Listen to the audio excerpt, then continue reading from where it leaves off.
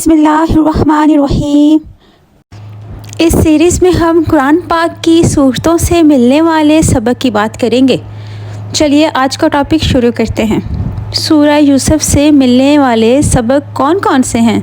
सूरह यूसुफ अगर हम पढ़ें तो हमें पता चलता है कि सगे भी हसद कर सकते हैं, अपने हमें हलाकत में डाल सकते हैं और गैर लोग निजात दिला सकते हैं।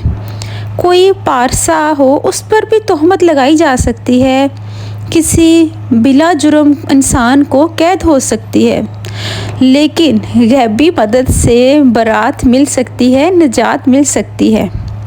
जुल्म सहकर भी अजीम मनसब मिल सकता है, तकवा से इज़्ज़त का हसूल हो सकता है।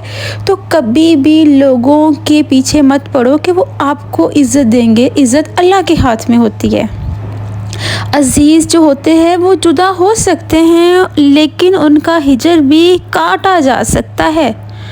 कोई बिछड़ा मिल सकता है और हर ख्वाब पूरा हो सकता है।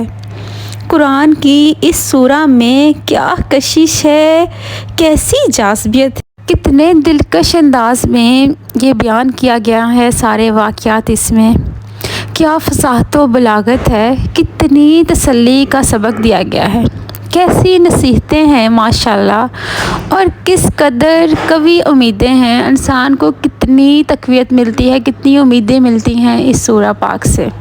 सुभान अल्लाह।